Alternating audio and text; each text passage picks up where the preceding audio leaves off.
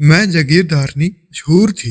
एक दिन अचानक मेरा बेटा मज़ारे की बेटी से शादी कर आया तो पूरा खानदान मुझ पर थू थू करने लगा। बेटा भी बीवी की गुलामी करता और इसकी बीवी रानी बनकर मेरे सामने घूमती तो मुझे बहुत गुस्सा आता।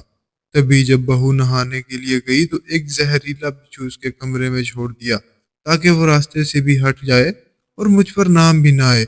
यूं बहू के मरने पर मैंने खूब मगरमच्छ के आंसू बहाए और जल्दी ही बहू की तदफीन भी करा दी गई। मगर अब तो बीवी की याद में मेरा बेटा मलंग बन गया। सारी सारी रात कमरे में रोशनी लगाकर इबादत करता रहता। मेरा दिल भी दुखता कि इसकी बीवी इसको कितना याद आती है। एक दिन मुझे इसके कमरे से औरत की आवाज सुनाई दी थी तो मैं बहुत घबरा गई। छुप कर अंदर झांका तो मेरी जान ही निकल गई क्योंकि वहां तो मेरी बहू। मेरे शौहर ने मरने के बाद बहुत जमीन और जागीर छोड़ी थी और इसके इंतकाल के बाद वो सब मेरी मलकियत हो गई। मैं जागीरदारनी के नाम से पूरे गांव में मशहूर थी। हमारी एक हवेली थी जहाँ किसी भी चीज की कमी न थी। घर में नौकर चाकर थे, जमीनों पर काम करने वाले मुजारे थे। गर्ज खुदा का दिया सब कुछ था। मेरा एक बेटा था और मेरी बड़ी ख्वाहिश थी कि किसी बड़े घर में अपने बेटे की शादी करूंगी और इतनी धूमधाम से करूंगी कि 3-4 गांव तक मेरे बेटे की बारात की धूम मचेगी। मैंने बहुत सी मासियों को अपने बेटे के रिश्ते ढूंढने के काम पर लगा दिया था और ताकीद की थी कि एक ऐसी लड़की तलाश करनी है जो बिल्कुल चांद का टुकड़ा हो। मैं खुद भी अपनी मर्जी के मुताबिक लड़की की तलाश करने लगी। इन्हीं दिनों मुझे शक हुआ कि मेरा बेटा किसी लड़की के चक्कर में है क्योंकि रात को इसके कमरे से बातें करने की आवाजें सुनाई देती थी। वो सारी रात फोन पर लगा रहता था। मैं परेशान हो गई थी। मेरा एक ही बेटा था और मैं इसे खोना नहीं चाहती थी। कुछ ही दिनों के बाद मेरे बेटे ने मुझसे कहा कि वो एक लड़की को पसंद करता है। मैंने पूछा कौन है वो, तो उसने एक मुजारे की बेटी का नाम लिया। सुनकर मैं चीख पड़ी कि तुम हमारे खानदान में बदनामी करवाना चाहते हो। मगर वो अपनी जिद पर कायम रहा। मैंने अपने बेटे की बात मानने से साफ इनकार कर दिया और मुझे लगा था कि कुछ दिनों तक वो ये सब भूल जाएगा। लेकिन एक दिन ऐसा वाकया हुआ कि मेरी रूह तक लरस गई। एक दिन मैं हवेली में बैठी थी और चाय पी रही थी जब मेरा बेटा वहां आ गया। इसके साथ एक लड़की भी थी। मैंने पूछा कि ये कौन है तो मेरे बेटे ने बताया कि ये आपकी बहू है। ये सुनकर मेरे पैरों तले से जमीन निकल गई। मेरे बेटे ने एक मजारे की बेटी से शादी कर ली थी। वो दोनों एक दूसरे के बहुत अरसे से पसंद करते थे लेकिन मेरी जिद की वजह से इनको अब कोर्ट मैरिज करना पड़ी थी। मैं इस शादी से खुश ना थी क्योंकि मैं अपने बेटे की शादी किसी जागीरदार के यहाँ ही कराना चाहती थी। मैं इन लोगों को घर से भी नहीं निकाल सकती थी क्योंकि मेरे बेटे के सिवा कोई और सहारा नहीं था मेरा। मैंने अपने बेटे को कई बार अलग बुलाकर कहा कि बेटा अपनी बीवी को तलाक दे दो, मगर मेरे बेटे ने मेरी एक ना मानी और अपनी बीवी को तलाक ना दी। मुझे अपनी बहू जरा भी पसंद नहीं थी। लोगों ने भी खूब बातें बनाई थी कि इतनी बड़ी हवेली की बहू एक मजारे की बेटी है। सारा खानदान थू थू करता था। मेरे रिश्तेदारों ने मेरे घर आना छोड़ दिया था। मुझे अपनी बहू से अब नफरत होने लगी थी। मैं इसके साथ बहुत बुरा सलूक करती थी, बात बात पर इसे डांटती और इससे बातें सुनाती थी। लेकिन मेरी बहू ना सिर्फ ये सब कुछ बर्दाश्त करती बल्कि मुझे खुश रखने की भरपूर कोशिश करती। वो घर के सारे काम करती और मेरी नज़रों में अपना मकाम बनाने की कोशिश करती, मगर नाकाम रहती। मैं इसके कामों से घूंट निकाल लेती और बिला वजह इसको डांटती रहती। दूसरी जानिब मेरा बेटा तो बीवी का गुलाम ही हो गया था। इसकी इजाजत के बगैर वो कोई काम ना करता और हर वक्त इसकी हर बात मानता। मेरी बहू की हर ख्वाहिश पूरी करता और वो रानी बनकर सारे घर में घूमती। ये सब देखकर मैं अंदर ही अंदर से जल जाती। मेरा दिल चाहता कि किसी न किसी तरह ये शादी खत्म करा दूं, लेकिन समझ नहीं आती थी कि क्या करूं। एक दिन मेरी एक सहेली मुझसे मिलने आई और मेरी बहू को देखकर हैरान हो गई और मुझसे कहने लगी कि तुमने एक मजारे की बेटी को बहू बना लिया। मैंने अपना दुखड़ा इसे सुनाया तो मेरी सहेली ने मेरी सारी कहानी सुनकर मुझे मशवरा दिया कि जिसे सुनकर मैं डर गई, मगर मुझे इस मशवरे पर अमल करना ही था। मेरे पास कोई और चारा ना था क्योंकि मैं हर सूरत अपनी बहू से छुटकारा पाना चाहती थी। एक दिन मैं और बहू दोनों घर में अकेली थी। इसका शोहर घर पर ना था। मेरी बहू नहा रही थी। मैंने मौका गनीमत जाना और बहू के कमरे में घुस गई। वहां जाकर मैंने एक जहरीला बिच्छू इसके कपड़ों में छोड़ दिया और भाग आई और बाहर आकर कमरे का दरवाजा बाहर की जानिब से बंद कर दिया और फिर अपनी बहू की चीखें सुनने का इंतजार करने लगी। काफी देर के बाद मेरी बहू की चीखें बाहर तक सुनाई दी तो मैं डर गई थी। फिर मैं अपने कमरे में गई और थोड़ी ही देर के बाद मेरा बेटा भागता हुआ मेरे पास आया और कहने लगा कि अम्मी, मेरी बीवी को बिच्छू ने डस लिया है और वो इस वक्त बहुत बुरी हालत में है। मैं इसे अस्पताल ले जा रहा हूँ। ये सुनकर मेरे होश उड़ गए थे। मैंने बेटे को झूठी तसल्ली दी और फिर बैठकर बहू की मौत का खबर का इंतजार करने लगी। रात के कोई 1 बजे का वक्त होगा जब मेरे बेटे ने अस्पताल से फोन किया और कहा कि अम्मी, बीवी का इंतकाल हो गया है, इसे बिच्छू ने काटा था और मैं वक्त पर इसे अस्पताल नहीं ला सका था और जहर सारे जिस्म में भर गया था। यह खबर सुनकर मैं खुशी से फूले नहीं समा रही थी, क्योंकि मैं अपने मकसद में कामयाब हो गई थी। यही तो मैं चाहती थी कि मेरी बहू मर जाए और इल्जाम भी मुझ पर ना आए, और इसीलिए मैंने बिच्छू उसके कमरे में छोड़ा था। मैं सारी रात बहुत खुश थी कि अब मैं अपने बेटे की शादी अपनी मर्जी से कर सकूंगी। सुबह मेरी बहू की नीयत घर आ गई और फिर इसका शौक मनाने इसके वालिदैन और रिश्तेदार भी आ गए। कुछ लोग बयान करने लगे। मैं बहुत खुश थी, मगर सोगवार होने का नाटक करने लगी। मैयत को गुस्ल दिया गया और फिर जनाजा उठ गया। औरतों को कब्रिस्तान में जाने की इजाजत नहीं है, मगर हमारे गांव में ये पुराना रवाज था कि घर की औरतें भी साथ ही कब्रिस्तान जाया करती थी। मैं भी साथ ही गई और फिर मेरे बेटे ने अपनी बीवी को मेरी आंखों के सामने कब्र में उतार दिया। होलनाक मंजर देखकर एक लम्हे में मैं कपाई भी थी, मगर फिर खुद को ये कहकर खुश कर दिया कि मैंने अपने रास्ते से कांटा हटा दिया है। मेरी बहू के इंतकाल के बाद मैं बहुत खुश थी और अपने बेटे के लिए दूसरी शादी के लिए रिश्ता ढूंढ रही थी और अब अपने बेटी की दूसरी शादी करना चाहती थी। स्वयं हो गया तो मैंने एक दिन अपने बेटे से शादी की बात कर दी, मगर पूरी ना कर सकी क्योंकि मेरा बेटा अभी भी बीवी के काम में मुब्तला था। चुनाचे मैंने कुछ दिन और रुकने का फैसला कर लिया। 40वां हो चुका था। अब मुझे अपने बेटे से लाजमन बात करना थी। मैं इस दिन मैं सारी रात जागती रही और ये सोचती रही कि अपने बेटे से कल क्या बात करूंगी और इसको कैसे दूसरी शादी के लिए मनाऊंगी। सारी रात बेटे को मनाने के लिए नए नए तरीके सोचती रही और मैं इतनी पुरजोश थी कि मुझे सारी रात नींद न आई। आधी रात को प्यास लगी, मैं पानी पीने के लिए कमरे से बाहर निकल गई। वापसी पर सोचा कि क्यों ना एक बार देखती चलूं कि मेरा बेटा सो गया है या जाग रहा है। यही सोचकर मैं बेटे के कमरे तक पहुंच गई, लेकिन वहां का मंजर देखकर मेरे पैरों तले से जमीन निकल गई। मेरे बेटे को अंधेरे में सोने की आदत थी और वो रोशनी में नींद नहीं आती थी, मगर वहां पहुंच कर देखा तो मेरे बेटे के कमरे की लाइट जल रही थी। मैं घबरा गई और अंदर जाने ही वाली थी कि एक आवाज ने मेरे कदम रोक लिए। ये एक औरत की आवाज थी और मैं ये सुनकर टहल कर रह गई थी, क्योंकि ये औरत की आवाज मेरे बेटे के कमरे से आ रही थी। मेरा रंग अफक हो गया, क्योंकि इस वक्त मेरी हवेली में मेरे अलावा कोई दूसरी औरत ही नहीं थी। कमरे के बाहर खड़ी काफी देर वो आवाज सुनती रही। मुझे किसी बात की समझ ना आई, लेकिन मेरा बेटा इस औरत से बातचीत में मसरूफ था। फिर कुछ देर के बाद मैं वहां से अपने कमरे तक भाग गई। वापिस आकर मैं काफी हैरान हो गई थी कि वो औरत कौन है और कहीं मेरे बेटे ने दोबारा कोई लड़की पसंद तो नहीं कर ली। मैं अपने बेटे की शादी अपनी मर्जी से करना चाहती थी और इसीलिए मुझे गुस्सा और परेशानी दोनों हो रहे थे। मैं सारी रात यही सोचती रही कि वो औरत कौन थी जिसकी आवाज मैंने अपने बेटे के कमरे से सुनी। वो क्या चाहती थी? यही सब सोचते हुए कब मुझे नींद आई पता ही ना चला और सुबह हो गई। अगली सुबह मैंने नाश्ते की मेज पर बेटे से दूसरी शादी की बात करने की कोशिश की, लेकिन मेरा बेटा मेरी बात को मुकम्मल तौर पर नजरअंदाज किए जा रहा था, जैसे उसे मेरी बात का बिल्कुल भी फर्क ना पड़ रहा हो।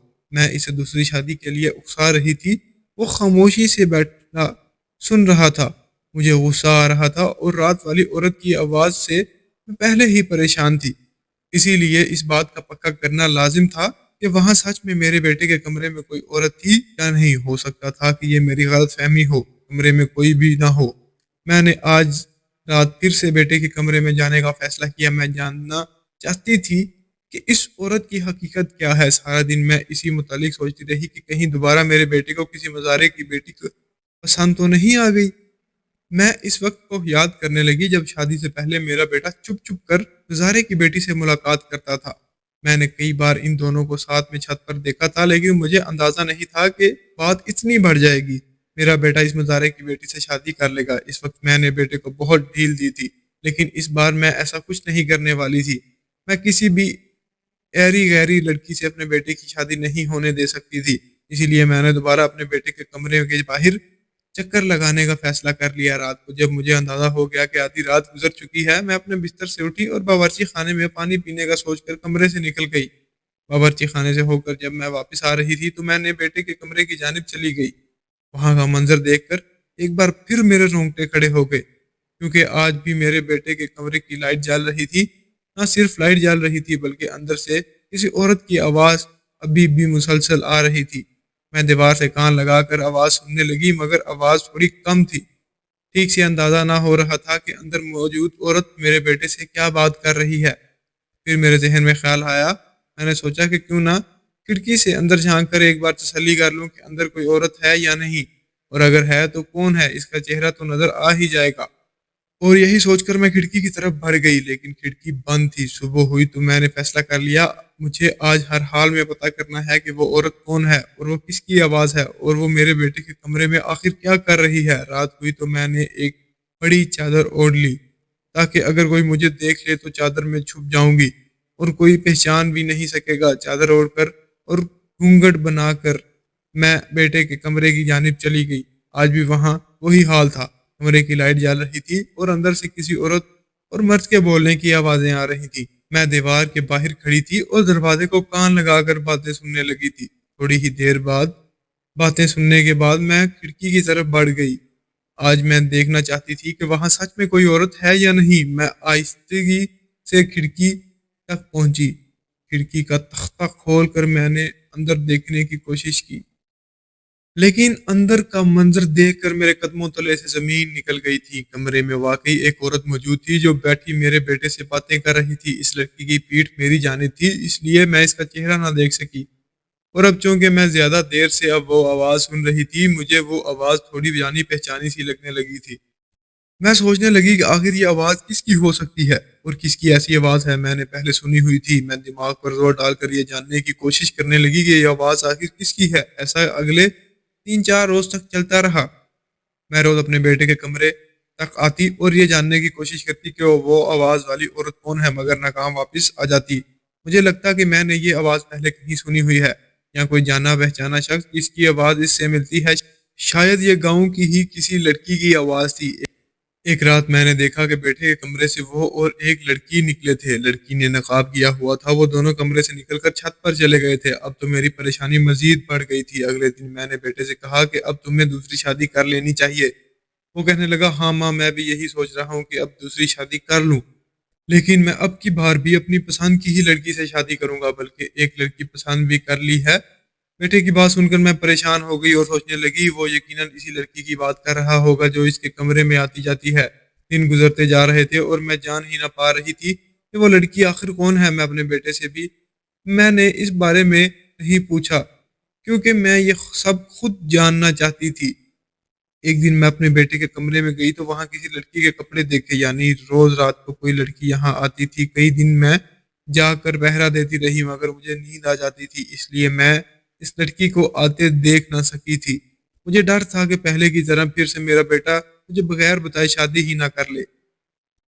डर तो मुझे ये भी लगा था कि कहीं मेरे बेटे ने दूसरी शादी कर ही ना ली हो। एक दिन मेरे जहन में एक मंसूबा आया। मैंने खुद अपने बेटे के कमरे में जाकर देखने का फैसला कर लिया। वहां मेरे बेटे के साथ मौजूद औरत कौन है। मेरा बेटा सारा दिन जमीनों पर होता था और शाम होते ही घर आ जाता था। मैं शाम होने से पहले ही अपने बेटे के कमरे में चली गई और अंदर जाकर एक अलमारी के पीछे छुप गई। मैं अलमारी में छुपी और पर्दा आगे कर लिया और अपने बेटे का इंतजार करने लगी। रात हुई तो मेरा बेटा कमरे में आ गया और फिर इधर उधर टहलने लगा। मैं पर्दे के पीछे छुपी इसकी हरकत का जायजा ले रही थी। थोड़ी देर टहलने के बाद मेरे बेटे ने फर्श से कालीन हटा दिया। ये सब देखकर मुझे बहुत अजीब सा एहसास हो रहा था कि मेरा बेटा आखिर ऐसा क्यों कर रहा है।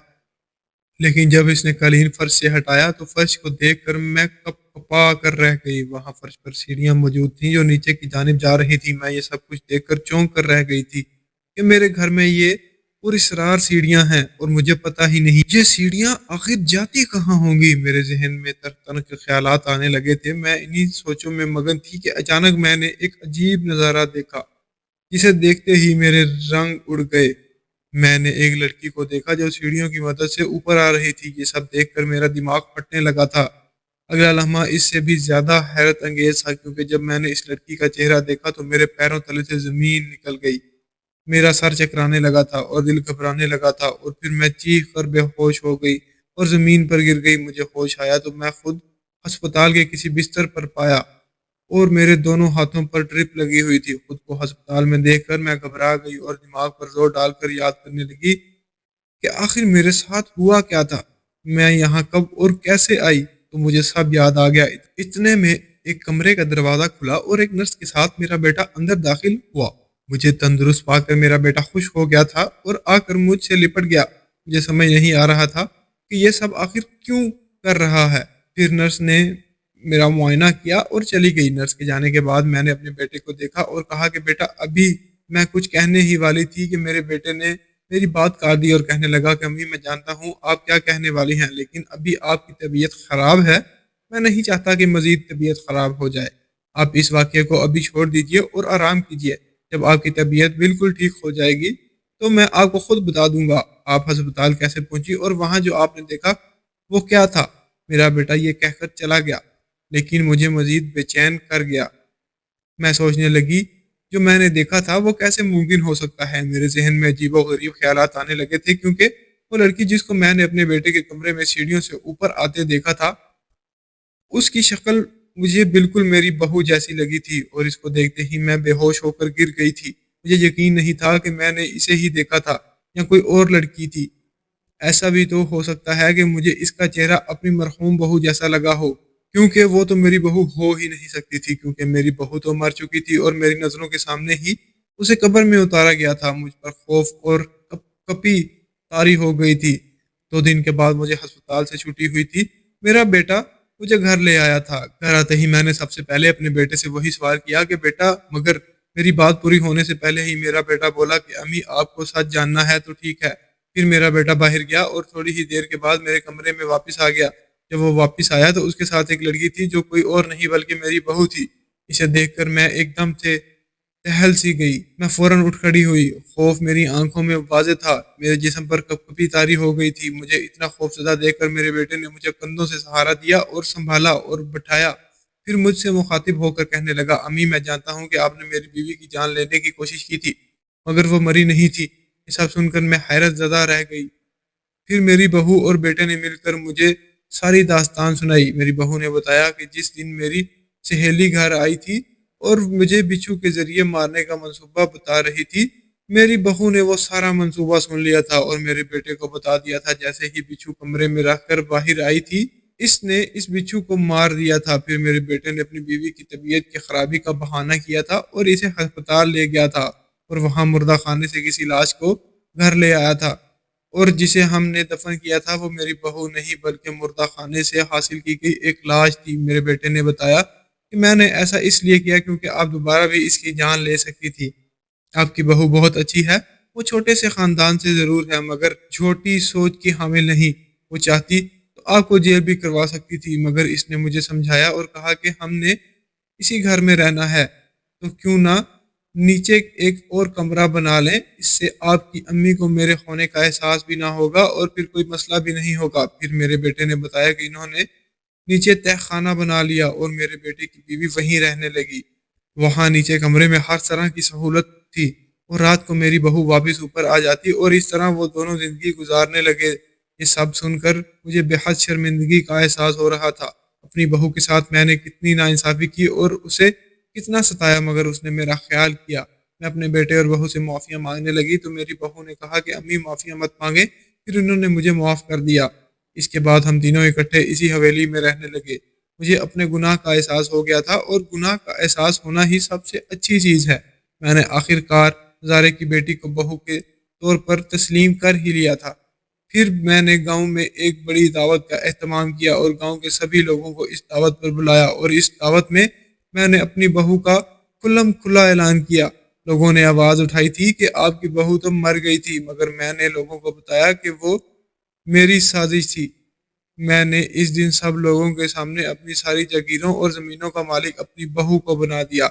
नाजरीन, आपको आज की हमारी ये कहानी कैसी लगी? कमेंट बॉक्स में अपनी कीमती राय का इजहार जरूर कीजिएगा। वीडियो पसंद आए तो वीडियो को लाइक और दूसरों के साथ शेयर जरूर करें।